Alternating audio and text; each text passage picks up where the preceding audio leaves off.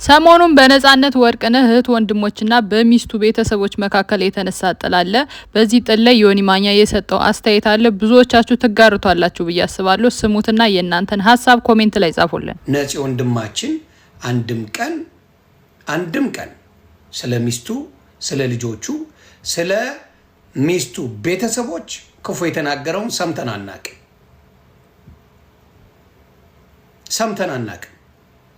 ስለዚህ አሁን ስለ ነፂ ባለቤቱና ልጆቹ ምንድነው እያላችሁ ያላችሁት? ግን ጤነኛ ናችሁ? ግን ጤነኛ ናችሁ ወይ? ምንድነው ፍላጎታችሁ? መጀመሪያ ስታደንቋት አልነበር እንዴ ባለቤቱ? መጀመሪያ ጀግና ናት፣ ጎበዝ ናት፣ መልካም ናት ስትሉ አልነበር ወይ? ራሳችሁ ሰው ሾርት ሚሞሪ እንደሆነ የምታውቁት እዛም ትክክል እዚህም ትክክል ይላል። ማስታወስ አይችልም፣ ነገሮችን መጠየቅ አይችልም፣ ነገሮችን ማገናዘብ አይችልም። ነጻነት ከልጆቹ ጋር ትክክለኛ ሪሌሽን የአባትና የልጅ እንዳይኖረው አድርጋለች። ይሄ ደግሞ ጥፋቱ የባለቤቱ ነው እያለች ነው እህቲቱ። እስኪ ስሙና ያላችሁን ሀሳባችሁን ኮሜንት ላይ አሁንም ጻፉልን። ከልጆቹ ለራሱም አታቀራርበውም፣ አይፈልጉም እንደ ልጅ። አሁን እሱ ነው እንጂ ፍቅር የነበረው እነሱ አሁን ታሟል የሚባል ነገር ሲሆን ተደብቀ ለልጆች ትደውላለህ፣ ለአባት ትደውላለህ፣ እንደ አበሻ ልጅ ማለት ነው። ግን ተጽዕኖ ይኑር ምን አይሆነ ነገር እኔ ያልገባኝ ነገር አለና ልጆቹን በሱ አይን ማየት እፈልጋለሁ። ገባ? ያው ምንም ነገር ባላረግላቸውም እንደ ቤተሰብ እንዲያዩ እፈልግ ነበር።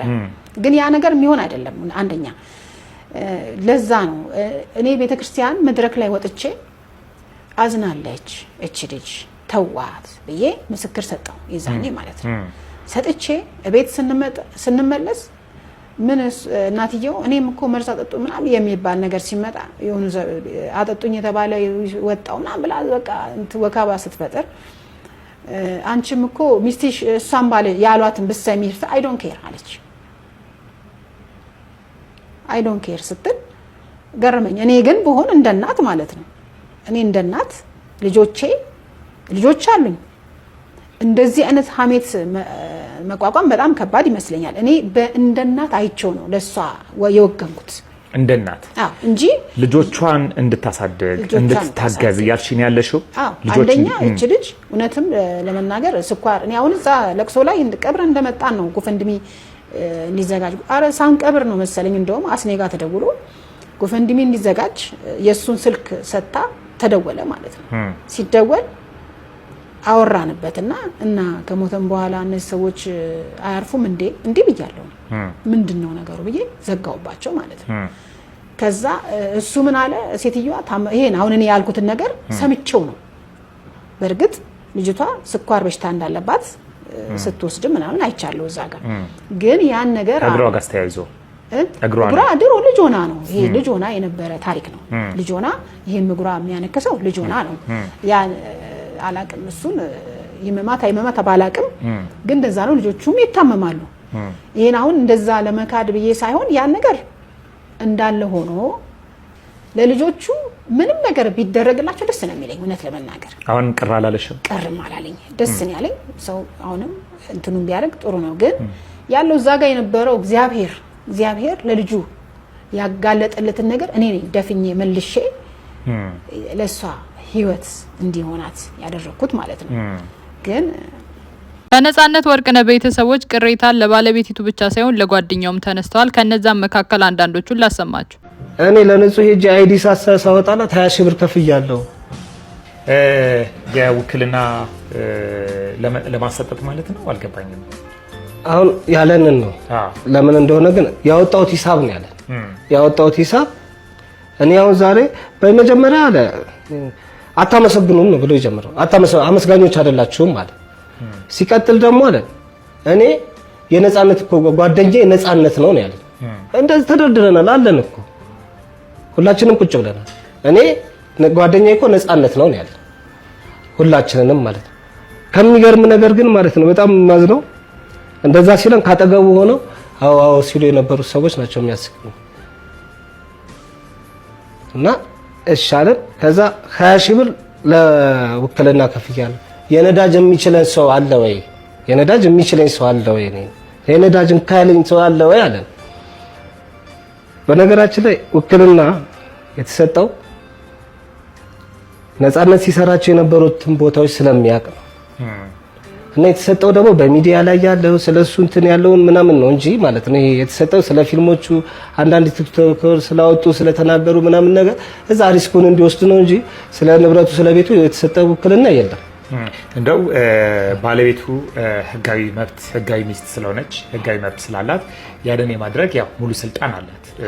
ውክልና መስጠቷ በራሱ ችግር ያለው አይመስለኝም። ነገር ግን በወቅቱ የተናገራችሁ ነገር ስሜቴን ጎርቶታል እያልክ ነው ያለው። በጣም እኔ እንደዚህ 29 ከዛ በኋላ ደግሞ ከሚያሳዝን እሱ አይደለም እኮ እኔ እንደዛ ብሎ ሚዲያ ላይ ወጣ ደግሞ እኔ የዚህ አመት ጓደኛው ነኝ የዚህ አመት እንትኖች።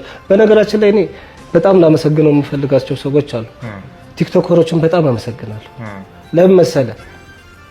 ነፃነት ላይ ከቀብሩ ጀምሮ የተሳሳትነው ስህተት እንደ ኮሚቴም ሆኖ እንደ ወንድም ዝም ብዬ ሳይ የተሳሳትነው ስህተት ሌላ ሰዎች ላይ ተሳስተው ቢሆን ኖሮ አልቆላቸው ነበር።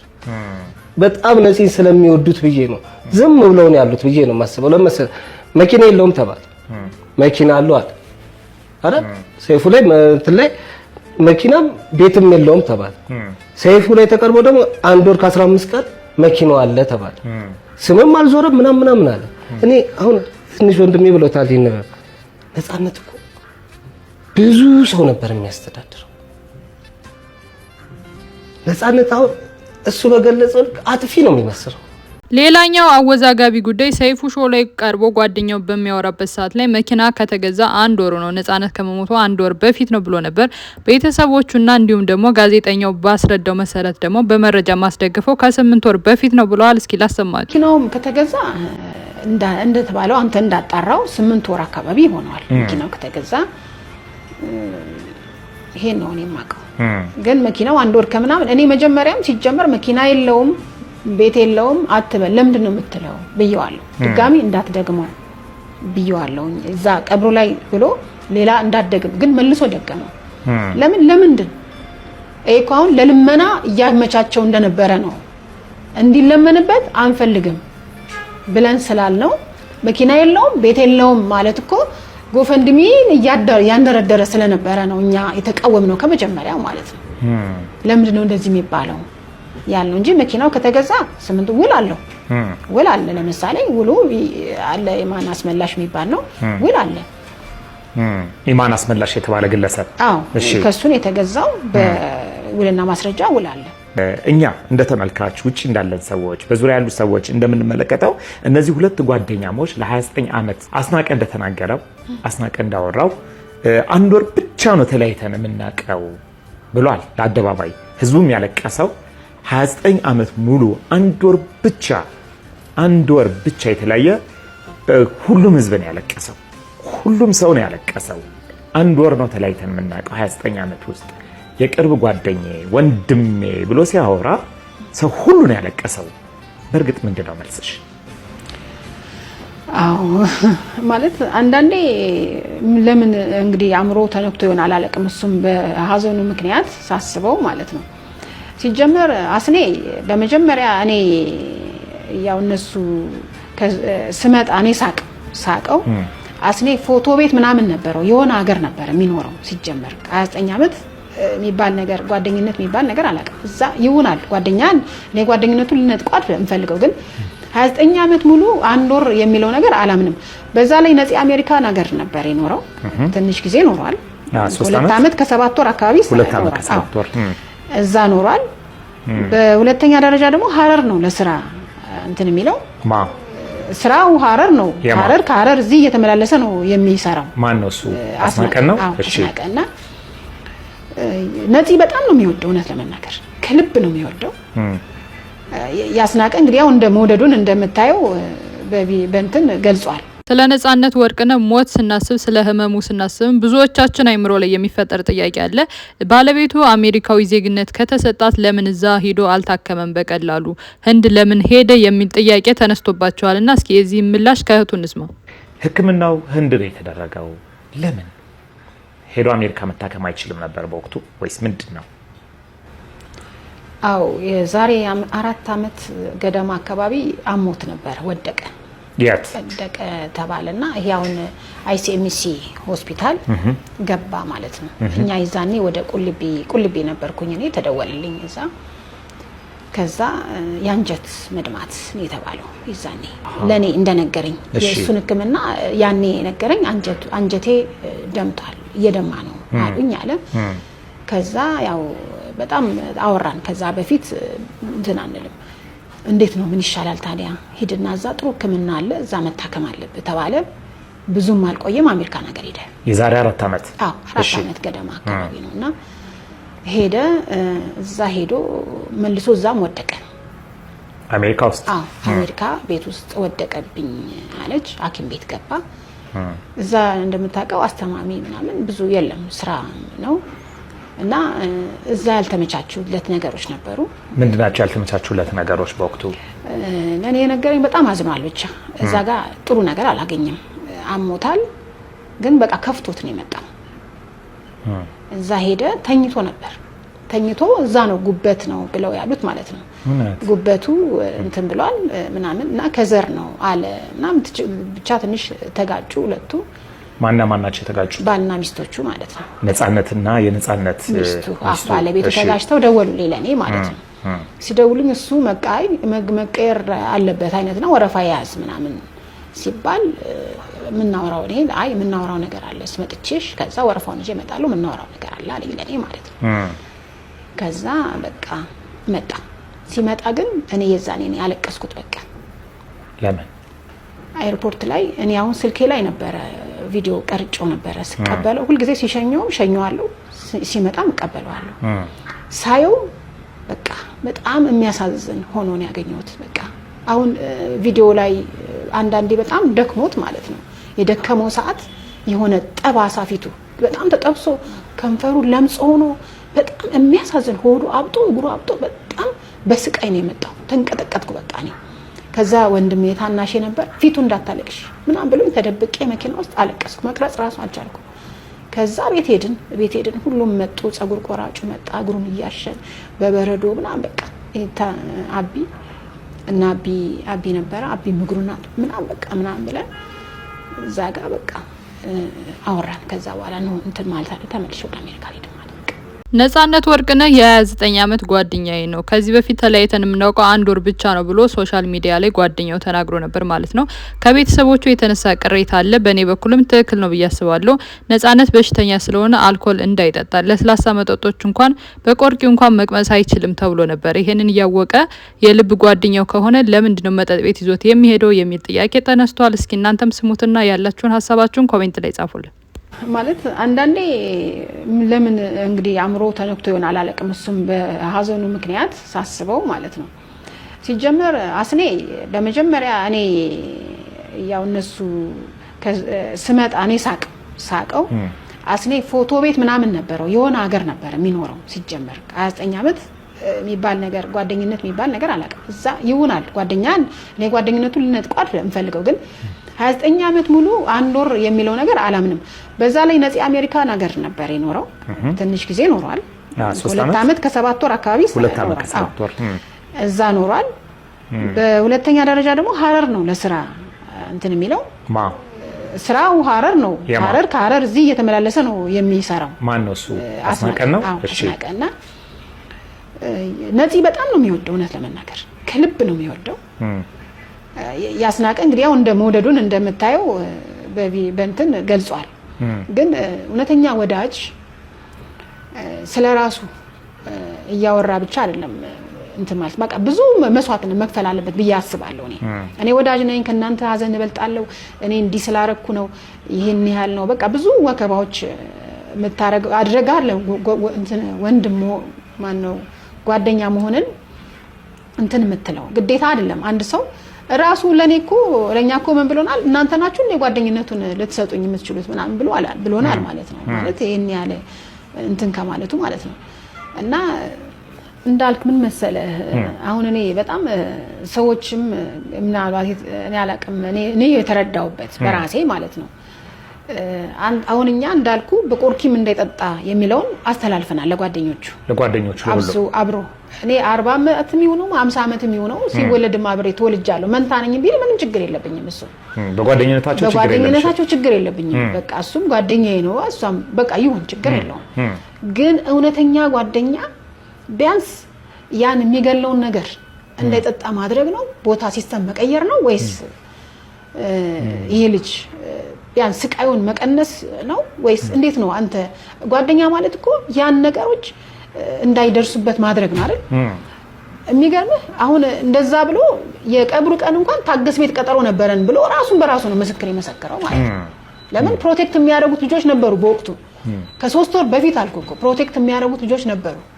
በተለያየ በቃ ይሄ ከሌ እንዲ ነው እኔ ሰማለሁ እዛው አንዳንድ ቦታ ሆኜ እሱ እንደው ምን አይነት ቻይ እንደሆነ ጭቆ ላይ የነበረበት ቦታ ጊዜ ማለት ነው ከ3 ወር በፊት ጭቆ ነበረ ጭቆ ባለ ሰዓት እነ ቴዲ ይሄን አጠጣም ይሄን እንደዚህ ነው ብለው በስርዓቱ ማለት ነው ጋይድ በፍቅር ደስ በሚል ሁኔታ ነፍሱን ይማረውና ነጻነት ወርቅነህ በህይወት እያለ ስለ ቤተሰቦቹ ስለ ልጆቹ ምንም አይነት መረጃ አውጥቶ አያውቅም አሁን ላይ ግን እህቱ ከዚህ በፊት ሲያሳልፉ ስለነበረው ጭንቀት ታሞም ስለነበረ ስለ ህክምናው አንዳንድ ነገሮችን አንስታለች እስኪ አስቀጥዬ እሱን ላሰማችሁ ጣናሉት ማለት ነው እየመጣን እየቆረጥን ነው አርገና እየቆረጥን ነው ብላኛለች ምናምን ብሎ ተጨነቀ ማለት ነው በቃ የራሷ ጉዳይም ጀገረ ካለ ታለች ትምጣ ብትመጣ ትምጣ ምን አስጨነቀ እንደውም ልጆችን በዛው ታያለ አልኩት ማለት ነው ታች እንደሆነን ግን ቤቶች ነበር ስትልክለት የነበረው ከዛ ከቤት አልወጣንም እንደዚህ ያለን እንደዚህ ሆነን ቤቢ ምን አለው አስናናቸው አለው ማለት ነው ቤቢ ማን ነው ዘመዳቸው የሆነ እንደ አብረውን ያደጉት ዘመርነን ወንድምነኛ አናቀም ብዙም በዚህ ጉዳይ ላይ ግን ልጁ መልካም ልብ አለው ግን እዛ እንደ ዘመድ ምናምን ነው የሚተያዩት ሁሉም እዛ ጋር ያሉት እንደ ዘመድ ነው የሚተያዩት እና የሚገርምህ እኛ ኢንፎርሜሽን ይደርሰናል እሱ እዛ ህንድ ሆኖ እነሱ እየተዝናኑ እንደነበር እንሰማለን ግን ቤት ውስጥ ለሱ የምትነግረው ደብሮናል ምናምን አያነሳም እንደው አንሳ አውራ አንድ ቀን እንደው መጣለው ስትል አይ አንሳ አሁን እንደገና መሳፈሪያ ምናምን እዚህ ደግሞ መዝናኛ ያስፈልጋል እኛ እንዳቀማችን እየኖርን ነው እዚህ ምናምን ብየዋለሁ እኔ እዛው ህንድ ሆናችሁ እዛ ህንድ ሆነን ግን በብዛት የምትለው የነበረው ያን ነው ምክንያቱም አልፈልግህም መጽሐፍህንና ቡትቶን ከዛ ቤት ይዘህ ውጣ ብላ አለችኝ ብሎ ለኔ መጀመሪያ የነገረኝ ያኔ ወንዴ እንደውም ህንድ ላይ ነው የነገረው ለኔ መጀመሪያ ነው የነገረኝ ከዛ እኔ እንደውም ይሄን እድል አግኝተህ ለምን አትወጣም አልኩት ውጣ ለምን ምን ትጠብቃለህ ከዚህ በላይ አንተ ለምን ነው ሰው የምታስነቀው መውጣት እኮ አለብህ ስለው ስራዬ በነገራችን ለስራዬ በጣም ዋጋ ከፍያለሁ እኔ እኮ ከመድረክ ወረድ ተብያለሁ እንደዚህ ብዙ ዋጋ ከፍዬበታለሁ በዚህ ስራዬ ላይ አሁን ትዳሩን ፈታ ሲባል በጣም ብዙ ሚዲያዎች ያስጮውብኛል እና ስራዬ አጣዋል ጥሩ ትዳር የለውም የሚለው ነገር ያስፈራው ነበር ማለት ነው እሱ ያስፈራው ነበር ብዙም አይናገርም በርግጥ ግን ለኔ እንዲነግሮናል መጨረሻ ላይ ለሁሉም ለወንድሞቼ በሙሉ ነግራል በጣም በህይወቱ ሲጸጸት የነበረው ተስፋም የቆረጠበት ነገር አንዱ ትዳሩ ነው እዛ ጋር ያደረገው ነገር ምንም ዋጋ እንዳልከፈለ አይነት ተደርጎ ነበር የሚወራ ነበር ማጠቀመኝም ለኔም አሁን ብሩ አይጠቅመኝም እኮ ለኔ ብላኛለች ለኔ ብላኛለች እኔ ምን ማለት ነው አልገባኝም ከዚህ የሚመነዝረው ነገር አይጠቅማትም እሷም ስታስበው እኮ አይጠቅማትም ብሩም ማለት ነው እዚህ ተመንዝሮ እሷ ጋር መሄደው ማለት ነው ሄደው እንደማይጠቅማት ነው ትንሽ የብር ነው $2000 አይጠቅመኝም ብላኛለች ለኔ ለራሴ ማለት ነው አሜሪካ ውስጥ የሚኖሩ ሰዎች ራይድ ሰርተው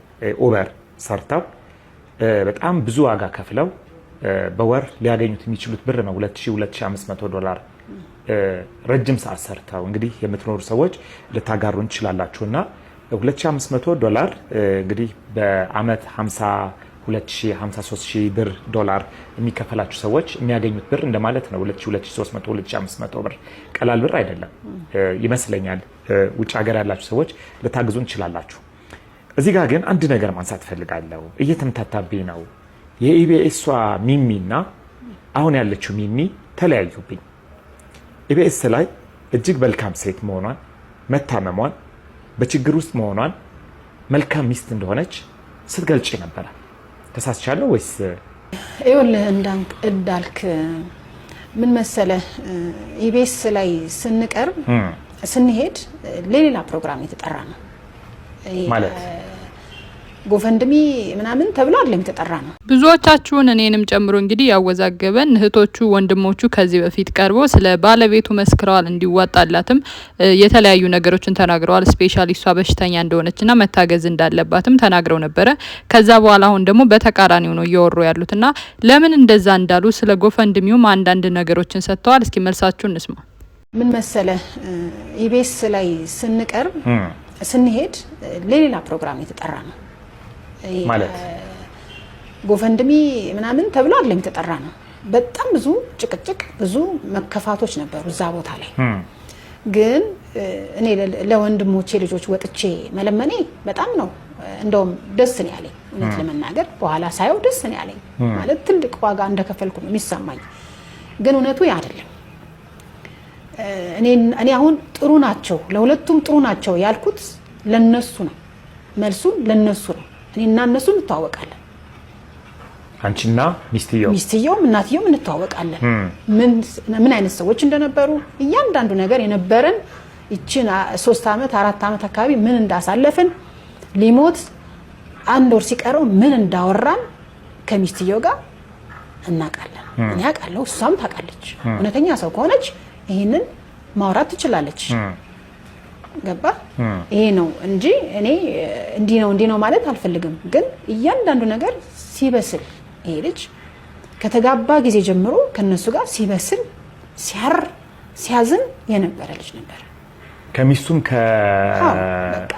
እናት ጋር ያልሽ ነው ያለሽው? አዎ ከሚስቱ እናት ጋር አሁን 4 አመት ምናምን ተባለ እንጂ ከመጀመሪያ ጊዜ ጀምሮ መረጋጋት። አሁን እሱ መጽሐፍ ሁሉ አእምሮ ይጽፋል ይገጥማል ምናምን የነበረው ግጭት ግን በጣም የሚያስጠላ ነበር። እኔ አንዳንዴ ገፍተን እንሄዳለን ቤቱ ገፍተን የሚገርም ነገር ስንሄድ በቃ አንተ ለደቂቃ እዛ ቦታ ላይ መቀመጥ የሚከብድ ነው።